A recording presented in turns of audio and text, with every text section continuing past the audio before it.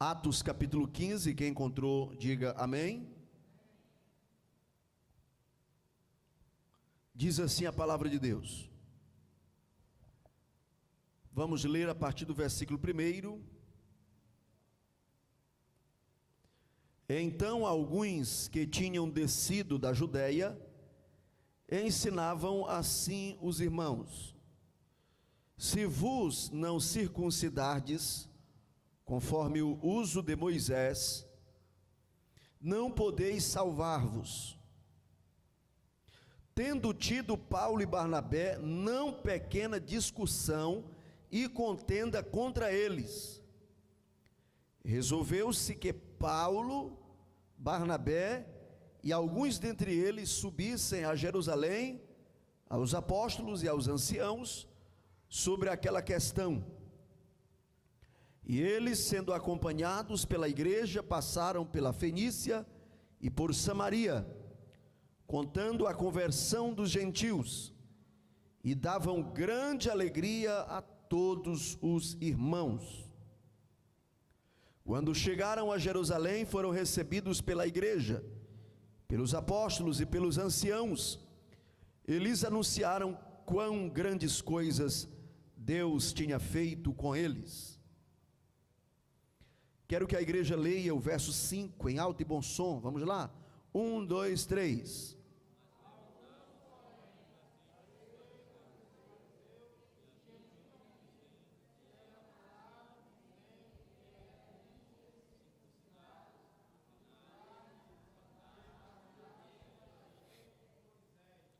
Congregaram-se, pois, os apóstolos e os anciãos para considerar este assunto. Vamos fechar aqui nessa primeira parte, do versículo 1 ao versículo 6, depois a gente continua a leitura.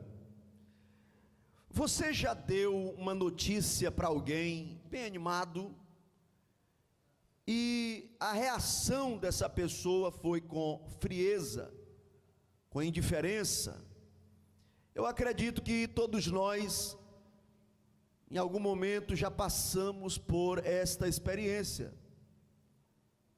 de você dar boas notícias, e a pessoa simplesmente não dar a mínima. Isso é muito ruim. Por que eu estou começando com essa pergunta? Para colocar você dentro da cena aqui, dentro da Bíblia. Esse é o sentimento. Analisou aí a cena? Você dar uma notícia boa para alguém, e a pessoa, lembra aquela mãozinha assim que as esposas não gostam que o marido mande no WhatsApp? Tem marido também que não gosta. Aquela frieza assim, de desinteresse pelo assunto. Por que eu estou fazendo essa pergunta? Conforme já disse, para lhe colocar dentro da cena. Vamos lá. O apóstolo Paulo, juntamente com Barnabé, fez uma longa viagem, sofreu, foi apedrejado, quase morreu, mas para a glória de Deus, frutos foram estabelecidos, glória a Deus, vidas aceitaram a Jesus, pessoas anônimas, pessoas importantes. Quem está ouvindo, diga amém. Pessoas anônimas, pessoas importantes, como o procônsul Sérgio Paulo, que nós falamos aqui domingo, que creu no Evangelho, ficou maravilhado pelo que ouviu, pelo que viu. Barnabé e Paulo confrontaram os poderes das trevas, vencendo, por exemplo, a influência do místico, do feiticeiro, por nome Elimas, o mágico. Igrejas foram estabelecidas, trabalhos foram implantados. Então, eu acredito que qualquer igreja deveria ficar alegre com a notícia dessa. Já pensou eu dando aqui o relatório, irmãos? A mocidade realizou um culto ali na avenida e orou por 3 pessoas. Como é que a igreja reage com a notícia dessa? Como é que você reagiria? É assim que a gente reage. Nós ganhamos um terreno agora essa semana, os irmãos devem ter visto aí a nossa publicação, e é algo que vai auxiliar na expansão do trabalho. Como é que a igreja reage com boa notícia? Como é que você reage? Pois é, meus irmãos, quando o apóstolo Paulo e Barnabé voltaram para Antioquia, deram o relatório. Tinha um grupo de crentes, eu falei da última vez aqui, só coisa boa de Antioquia, mas como é uma igreja de seres humanos, né? Tinha gente de carne ocidente, então tinha que ter um defeito. E aí tinha um grupo ali de crentes judaizantes. O que é um crente judaizante? É aquele crente que, pela interpretação do Novo Testamento, que queria que a comunidade praticasse os ritos do Antigo Testamento como critério para a salvação. Como critério para a salvação, como por exemplo, circuncisão, seleção de alimentos, toda aquela ritualística, a guarda do sábado, que é um mandamento cerimonial e não moral, porque os mandamentos morais nós obedecemos, nós não cumprimos mais, são os mandamentos ritualísticos, cerimoniais. Então esses crentes, se você dissesse assim, eu aceitei a Jesus como Salvador, eles iriam perguntar, mas tu te circuncidou? Se não, então eles não te consideravam crentes. Como a missão de Paulo e Barnabé foi no território gentil, passaram 2 anos trabalhando, trouxeram um relatório. Eles sabiam que em 2 anos não dava para implantar a cultura judaica naquelas cidades. Então eles já entenderam de cara que a pregação de Barnabé e Paulo era exclusivamente a respeito da salvação no nome de Jesus, na pessoa de Cristo. E aí eles não aceitaram, e diante da boa notícia de Paulo e Barnabé, eles reagiram com frieza. Eles reagiram com frieza. Eles reagiram com indiferença. Eles não glorificaram a Deus do jeito que vocês glorificaram com as boas notícias. Mas não ficou somente nisso. Eu não estou falando de toda a comunidade, eu estou falando do grupo judaizante. Do grupo judaizante. Vamos aí olhar o versículo 1, versículo 1, capítulo 15. Está com a Bíblia aberta? Acredito que a irmã Cida vai estar nos ajudando. Olha lá, ó. Então, alguns, então não eram todos, eram somente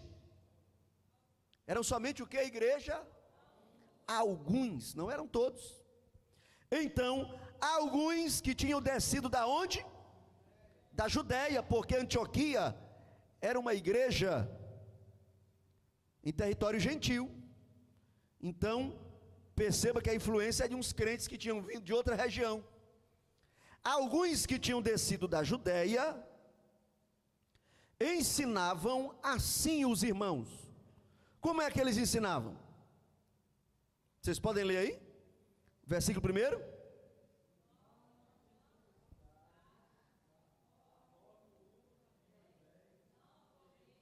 Está ali, ó, depois dos 2 pontos.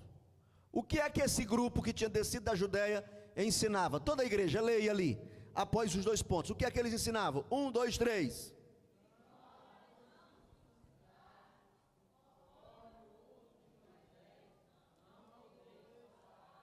Pronto. E a salvação, irmãos? E a salvação?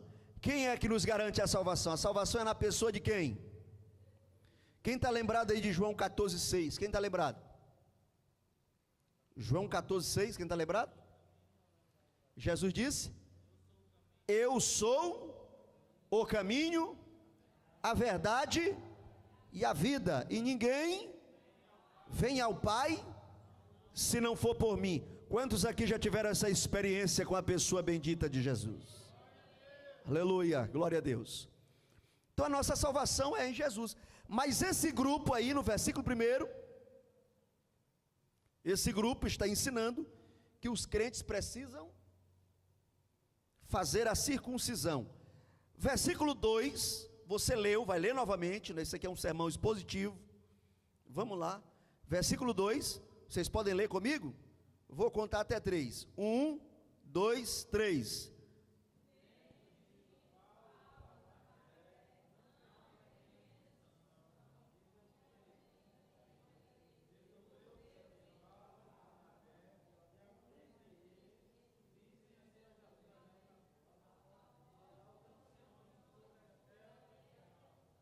Muito bem.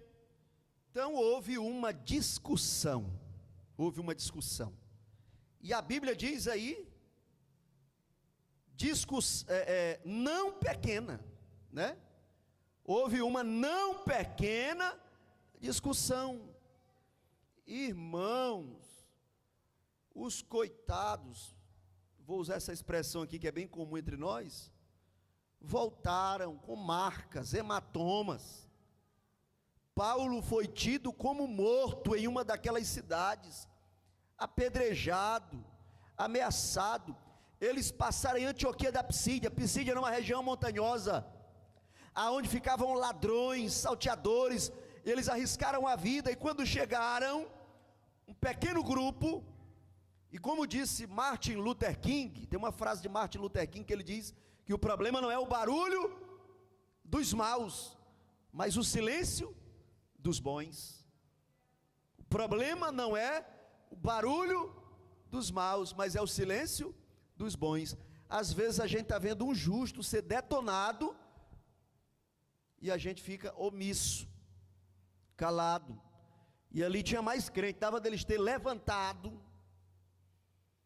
e aí ter feito uma reunião. Essa igreja aqui é uma igreja gentílica, nós pregamos o nome de Jesus, não aceitamos esse pedágio que vocês estão querendo colocar, essa amuleta. O evangelho não precisa dessa amuleta. Mas eles não defenderam, e a discussão se estendeu, e o máximo que eles conseguiram fazer foi dizer que Barnabé, Paulo e alguns outros crentes fossem a Jerusalém tirar essa dúvida com os apóstolos. Os primeiros apóstolos que ainda residiam em Jerusalém ainda estavam vivos naquela época, como Pedro, por exemplo, o próprio Tiago, irmão de Jesus, que não era do colegiado apostólico, mas se tornou uma liderança em Jerusalém. Tem 3 Tiago no Novo Testamento. Na lista apostólica tem Tiago, filho de Zebedeu, tem Tiago, filho de Alfeu, e aqui no capítulo 15 você vai ver um outro Tiago, que é o que escreveu aquela carta que tem lá pertinho do Apocalipse, a carta universal de Tiago. Ele era irmão uterino de Jesus, filho de José e Maria, creu em Jesus após a ressurreição, não cria em Jesus antes.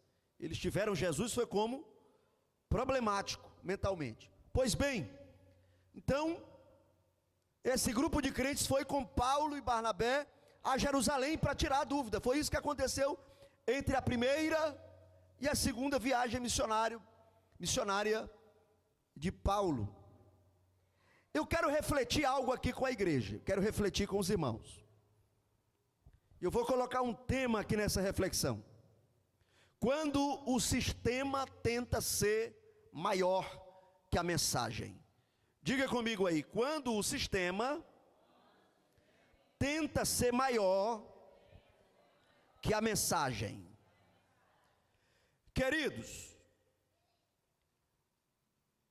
nada revela mais a pobreza de um espírito do que a incapacidade de se alegrar com a expansão do reino de Deus, só porque a forma que foi feito não é a forma que eu gostaria, o estilo da pregação não é o estilo que eu gostaria, o estilo do cantor não é o estilo que eu gostaria. quando eu tento enclausurar o evangelho dentro das minhas preferências, e eu quero aqui observar que eu sou cria da Assembleia de Deus, amo o movimento do Espírito nos moldes da Assembleia de Deus, porém, Deus se utiliza na terra de outros redutos, Deus se utiliza na terra de outros pregadores. Tem almas aqui nesta cidade que não foram alcançadas por nós, outras igrejas ganharam para Jesus, e vão continuar ganhando, e a reação que nós temos que ter, quando o evangelho se expande na terra, é glória a Deus e aleluia, é júbilo, aleluia, glória a Jesus. Quantos aqui estão orando para Jesus salvar as pessoas, salvar as almas, os parentes, os amigos? Você está orando? Vai ter deles que vai ser alcançado pela igreja batista, e como é que nós vamos reagir? Glorificando a Deus, glorificando a Deus. Tem outros que vão ser alcançados pelos irmãos presbiterianos, como é que nós vamos reagir? Glorificando a Jesus Cristo, amém? Porque se o evangelho está se expandindo, nós temos que glorificar a Deus, reconhecer sua majestade e sabedoria. O problema desses irmãos aqui é que eles pegaram o sistema judaico, circuncisão, seleção de alimentos, ritualismo, e eles colocaram o ritualismo acima da mensagem de Jesus. Eu disse aqui domingo que nós não precisamos da ignorância das pessoas para mantermos a nossa posição. Eu nunca quero depender da ignorância de ninguém para manter a posição que Deus me deu. É por isso que quando alguém pergunta para mim alguma coisa sobre usos e costumes, eu digo, olha, isso aí é usos e costumes, uma tradição da igreja, mas não é doutrina, não é doutrina. A doutrina, a mensagem do evangelho é poderosa, é transformadora, edifica. Oh, bendito seja Deus para tudo sempre. A mensagem do evangelho está acima de qualquer tradição, aleluia.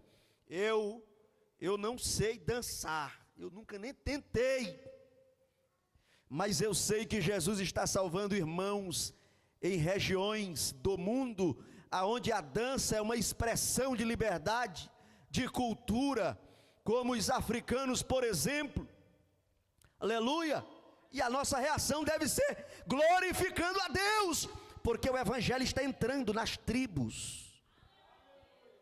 O continente africano hoje é tão evangelizado quanto a América do Sul. A África já está enviando obreiros para muitas regiões do mundo, e eu estou falando ali da África, mais para a região central e sul, porque o norte da África é o grande desafio missionário. Os países do norte da África, como Egito, Turquia, Nigéria, Sudão, aquela região do norte da África, aonde o islamismo mais violento impera, como por exemplo o grupo terrorista Boko Haram, que mata, que sequestra, que explode. Aquela região ali, precisamos continuar clamando a Deus, mas o centro da África para o sul, já há um grande número de pessoas que foram salvas pelo evangelho, e nós precisamos glorificar a Deus. Nós precisamos glorificar a Deus.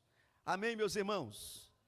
Diga assim: o meu estilo, a minha preferência não é mais importante do que o precioso nome de Jesus Cristo. Aleluia! É Jesus que salva, é Jesus que perdoa. E quando o diabo se manifesta, o demônio se manifesta, nós não repreendemos no nome da Assembleia de Deus, nós não repreendemos no nome da reforma protestante, do pentecostalismo, nós repreendemos no nome de Jesus Cristo. É o nome de Jesus que faz o inferno recuar. Oh, bendito seja Deus para sempre. Então eu quero que você faça comigo aqui esse diagnóstico, que ali em Jerusalém houve essa, ou melhor dizendo, em Antioquia, houve essa tentativa de fazer do sistema algo mais importante, mais expressivo do que a mensagem do Evangelho. Então o que é que eles diziam? Que eles tinham que circuncidar, ou então não seriam salvos. Era um pedágio humano, queriam colocar um pedágio ali, uma muleta, para auxiliar algo que não precisava de mãozinha, não precisava de ajuda. O nome de Jesus, o sacrifício de Jesus é suficiente para a nossa salvação. Glória a Deus. Houve um desgaste, houve um problema, houve uma discussão. Isso aqui é o resultado de quando o nome de Jesus é tirado do lugar de destaque. Problemas internos. Eu rabisquei alguma coisa aqui,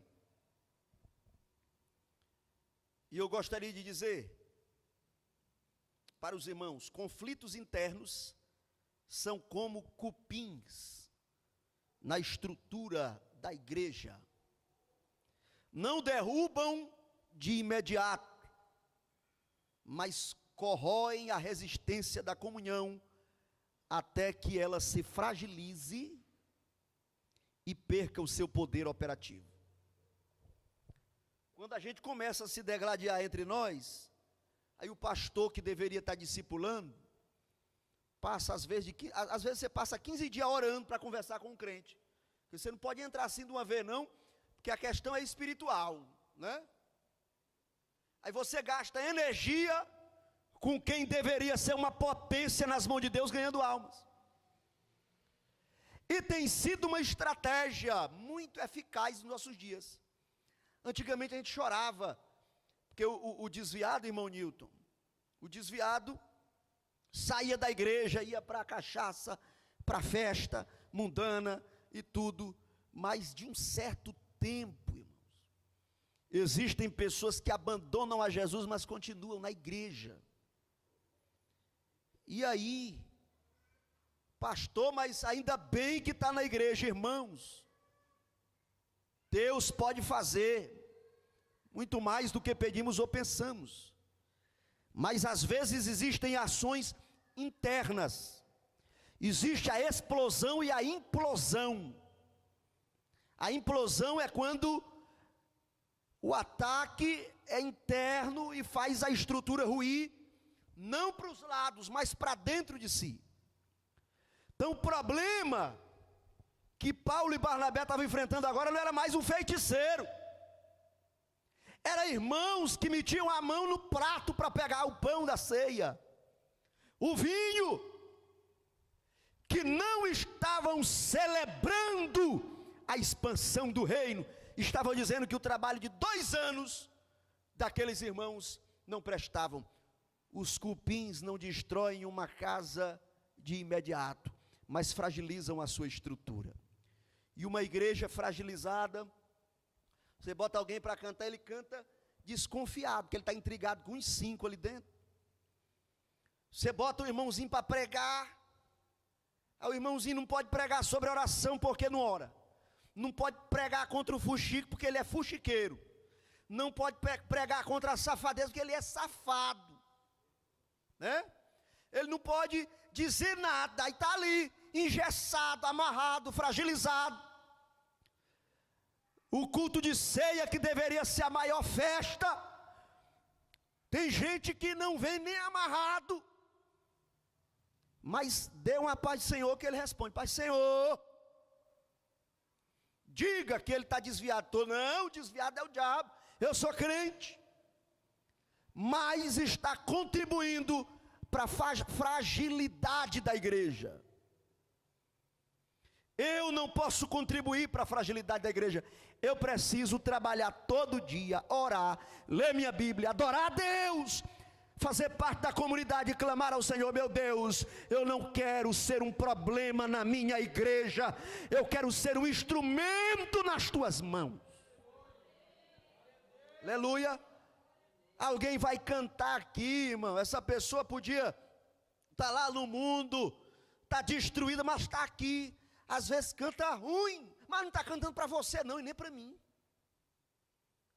Às vezes a gente ouve alguém cantando assim, eu disse: eita, meu Deus, ainda bem que eu não sou Deus, né? Que não está cantando, não é para mim, é para Jesus. Então glória a Deus, glória a Deus. Não jogue pedra não. Alguém começou a pregar, não está dizendo coisa com coisa, está começando. Quem nasce grande é filhote de baleia. Diga para o teu vizinho: tu não é filhote de baleia. Todos nós temos que crescer, amém? Temos que aprender, dar os primeiros passos e melhorando na presença de Deus. Aleluia, glória a Jesus. Eu quero que você abra, a irmã Cida vai colocar aqui, mas você pode abrir também, você gosta de manusear a Bíblia? Hebreus 10, 4. Hebreus capítulo 10, versículo de número 4. Glória ao nome de Jesus.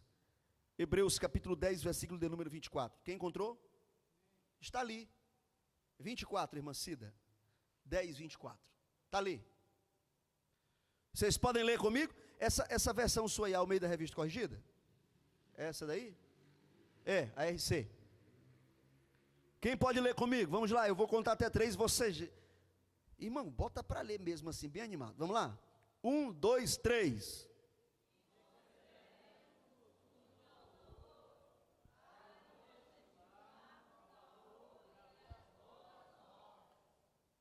Você sabe o que significa considerar?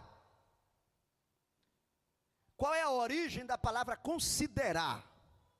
Você já ouviu falar em espaço sideral? Quem já ouviu falar em espaço sideral? Quem viu aí a matéria que mandaram agora uma aeronave lá, Artemis 2, para dar a volta na Lua, conhecer o lado oculto, e aquele cidadão de etnia negra, ele é crente, viu? Tem um crente lá também, é evangélico, aquele, tá vendo como ser crente é chique? Antigamente ser crente era coisa, agora tem crente no Senado, na Polícia Federal, né? No STF, né? O André Mendonça é crente. Até no espaço, na NASA, indo para a Lua, tá vendo? Daqui um dia vai ter um ponto de pregação da Assembleia de Deus, lá na Lua. Espaço sideral. A palavra latina, siderus, significa astros. Então a palavra considerar, ela vem dessa palavra, no latim, que significa perceber a luz, o brilho do astro. Quando eu considero alguém, eu estou reconhecendo a luz que essa pessoa tem, o brilho que essa pessoa tem. É isso que é considerar, é te respeitar, é ver o teu valor. Considerar é reconhecer que você não está em trevas, que você tem um brilho. Então aquela igreja não considerou o esforço. Uma vez umas irmãs que não, elas fizeram um negócio na igreja, uma ornamentação, que eu não gostei. E aí teve um irmão que também não gostou, e eu fiquei só eu e minha esposa, não devia ser desse jeito. Aí o irmão veio e comentou, eu falei: não, vamos segurar aí. E eu pedindo sabedoria a Deus, aí eu falei: rapaz, isso aí deu trabalho. Para elas está bonito demais, e tem um bocado de gente que concorda com elas. Deu trabalho. Eu coloquei as bichinhas na frente, parabenizei. Não era com falsidade não, era considerando o trabalho que elas fizeram. Aí depois eu disse para ela: mas no ano que vem vocês veem outras formas também, faz diferente. Faz mais assim não, né? Mas deixei a minha lá, apliquei também, né? Considerar é reconhecer a luz do astro. Diga assim: considerar é respeitar o valor que você tem. Quantos podem glorificar a Deus? Olha o texto aí: consideremos-nos uns aos outros para nos estimularmos ao amor e as boas obras. Bendito seja Deus para sempre. Você conhece um crente que está fraco? Ore por ele. Você conhece um crente que está forte? Interceda por ele, porque vem ataque contra ele. Seja uma bênção na tua igreja. Deus te chamou para ser uma bênção na sua igreja. Vamos dar uma lida aqui no versículo 7 em diante. Vamos ler, capítulo 15 de Atos, a partir do versículo 7.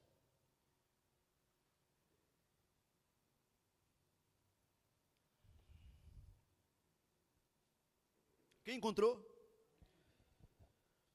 Havendo grande contenda, levantou-se quem? E o que foi que ele disse?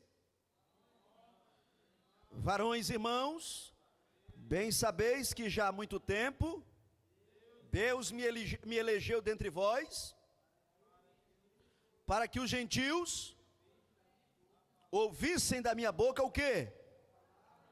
Ouvissem da minha boca o quê, igreja? E o que mais? E crescem. E Deus, que conhece os corações, lhes deu testemunho, dando-lhes o Espírito Santo, assim como também a nós. E não fez diferença alguma entre eles e nós, purificando o seu coração pela fé. Isso aqui foi Pedro. Os irmãos chegaram lá, olha, está tendo um problema em Antioquia. A igreja estava indo tão bem. Nós chegamos lá e fomos dar o relatório. E aí tem uns que aceitam o nosso trabalho, outros não aceitam.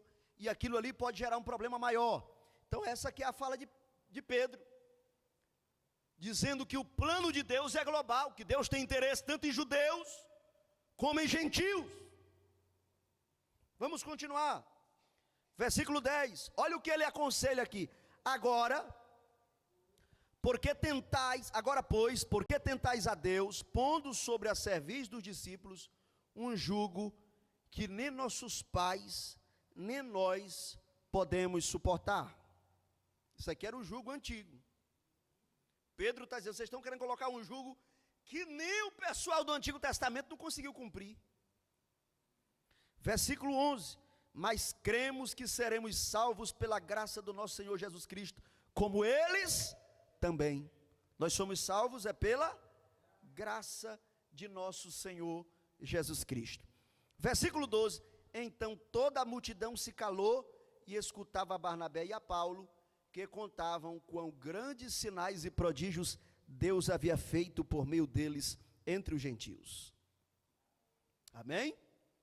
Depois que Pedro falou, Barnabé e Paulo falaram, agora nós vamos para o versículo 13, quem foi que falou agora?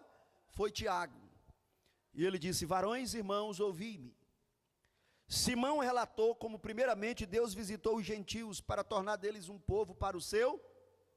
Leiam aí o versículo 15, vamos lá, 1, 2, 3.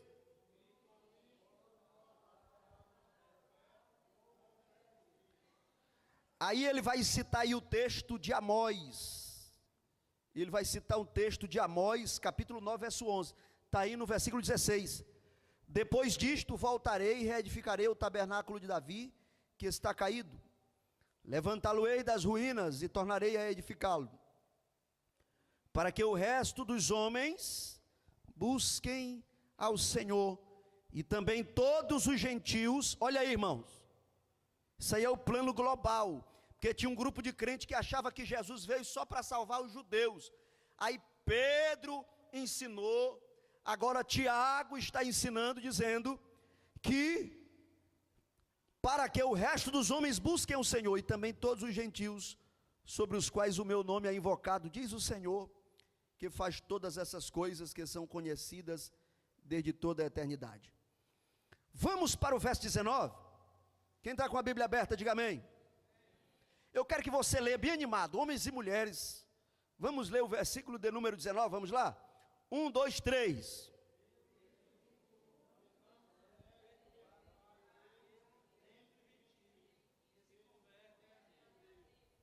Pronto.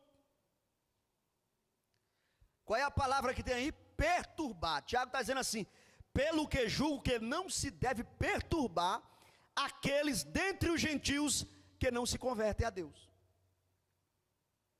Estávamos agora na Escola Bíblica de Obreiros, o pastor Pedro citou que nas igrejas da Venezuela, não é comum usar o título pastor, usa o título profeta. Pastor da igreja é chamado de profeta. Aí nós vamos fazer um trabalho evangelístico e começar a perturbar, porque nós não temos essa cultura, nós chamamos de pastor. Só que em Efésios 4:11 está lá o profeta também, no meio dos ministérios da igreja, né? Lá nós temos apóstolo, nós temos profeta, evangelista, pastor e mestre. Na cultura da Assembleia de Deus usamos pastor. Aí nós vamos perturbar os irmãos porque eles agem diferente de nós, sendo que eles também estão agindo baseado na Bíblia? De maneira nenhuma. Vamos glorificar a Deus. Estou usando aqui esse exemplo. Então Tiago está dizendo que Jesus salvou os gentios, aonde Paulo e Barnabé passaram, e os crentes mais antigos da Judeia não podem perturbar a fé dos novos convertidos. Amém? Quem está acordado aí, diga glória a Deus. Diga pelo menos para 2 pessoas: não perturba a minha crença, pelo amor de Deus. Não perturba a minha crença.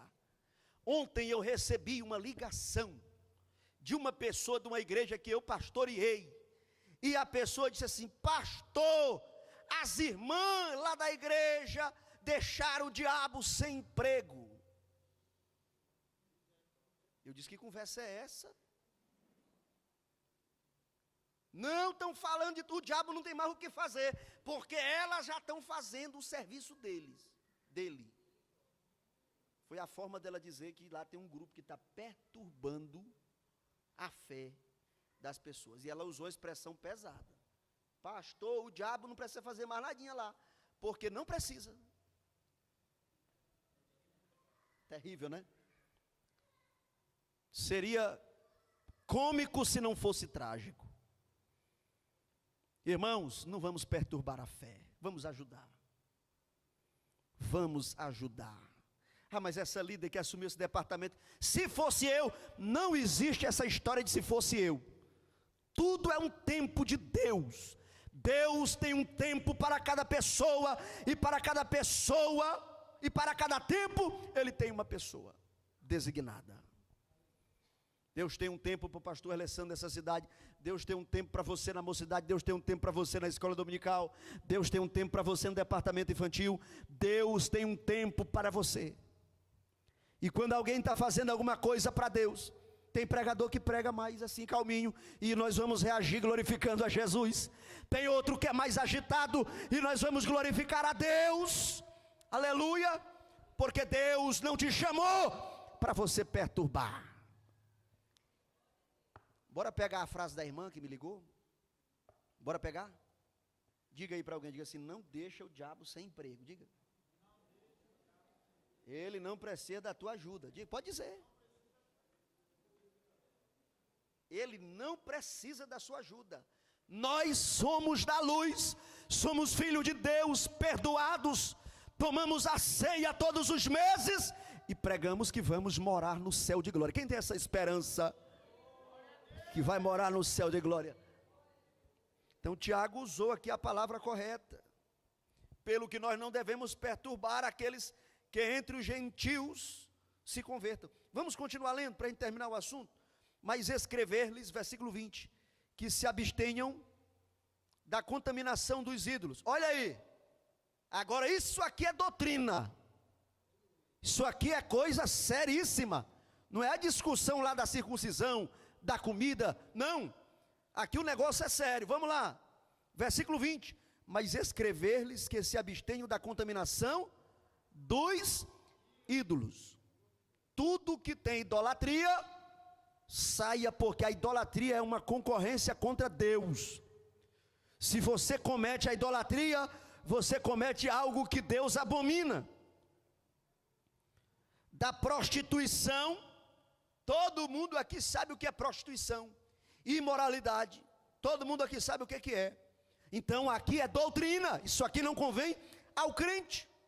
Do que é sufocado e do sangue, do que é sufocado e do sangue, um princípio de respeito à vida, que é colocado aqui como um critério, como algo que deve ser observado. Versículo 21, porque Moisés, desde os tempos antigos, tem em cada cidade quem pregue, cada sábado é lido nas sinagogas. Então, pareceu bem aos apóstolos e aos anciãos com toda a igreja. Versículo 22, eu estou lendo a Bíblia, vamos ler juntos. Eleger varões dentre eles, e enviá-los com Paulo e Barnabé a Antioquia, a saber, Judas, chamado Barsabás. Judas era um crente antigo de Jerusalém, homem prudente. Judas, chamado Barsabás, e Silas, varões distintos entre os irmãos. 23, e por intermédio deles escreveram o seguinte: os apóstolos e os anciãos e os irmãos, aos irmãos dentre os gentios que estão em Antioquia, Síria, Cilícia, saúde. Porquanto ouvimos que alguns que saíram dentre nós vos perturbaram com palavras, transtornaram a vossa alma, não lhes tendo nós dado mandamento. Irmão, gente fofoqueiro, ele sai falando coisa que ninguém lhe mandou falar, dizendo coisa que ninguém lhe autorizou. Você está vendo aí no versículo 24,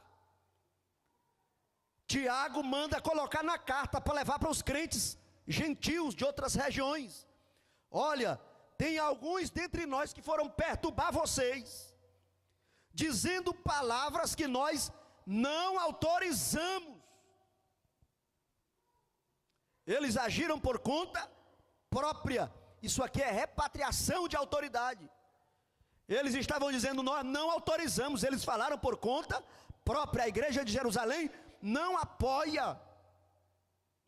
Versículo 25: pareceu-nos bem, reunidos concordemente, eleger alguns varões e enviá-los com nossos amados Barnabé e Paulo. Oh, glória a Deus, chegou reforço. Levante a mão e diga comigo: chegou reforço.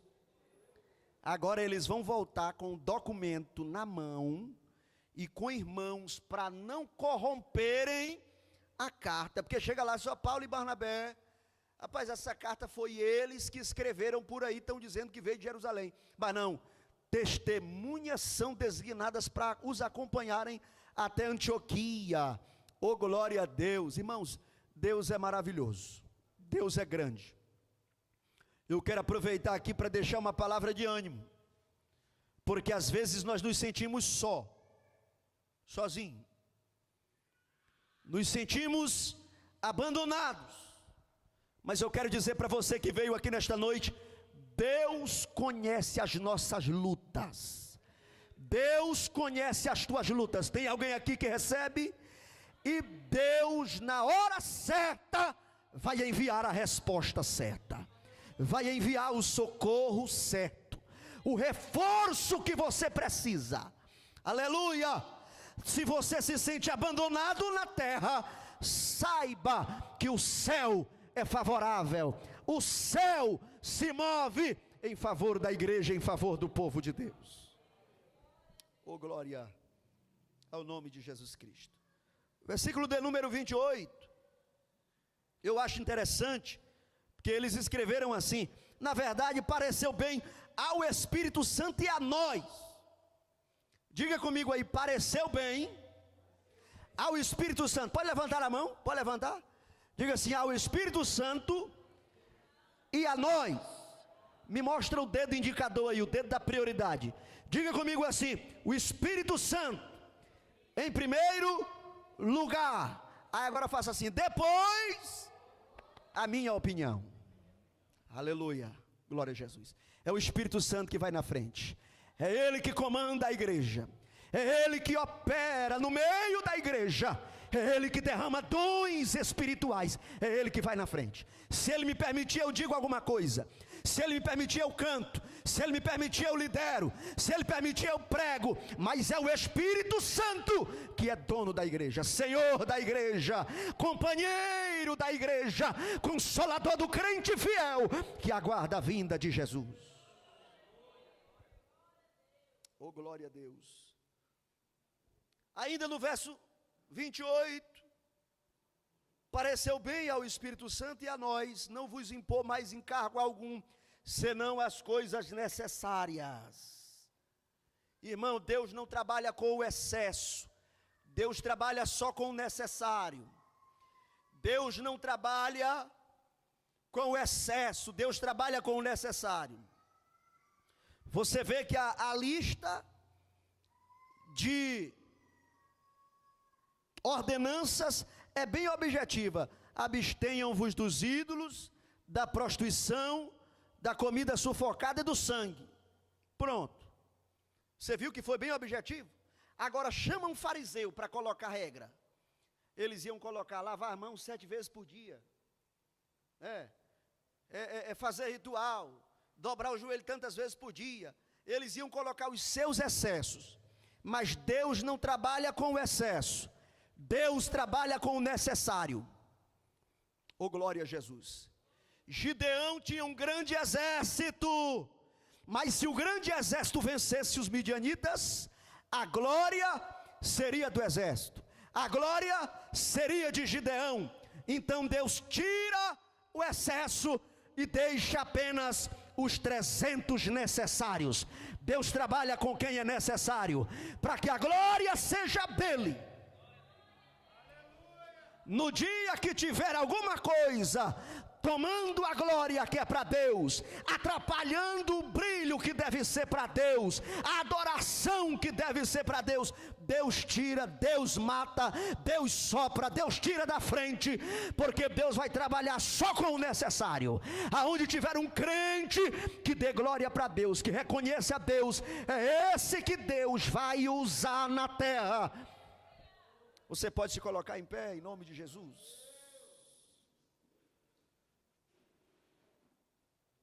Oh, aleluia. Aleluia. Semana que vem nós vamos para a segunda viagem missionária de Paulo. E nós oramos que essa palavra fortaleça o seu coração nesta noite.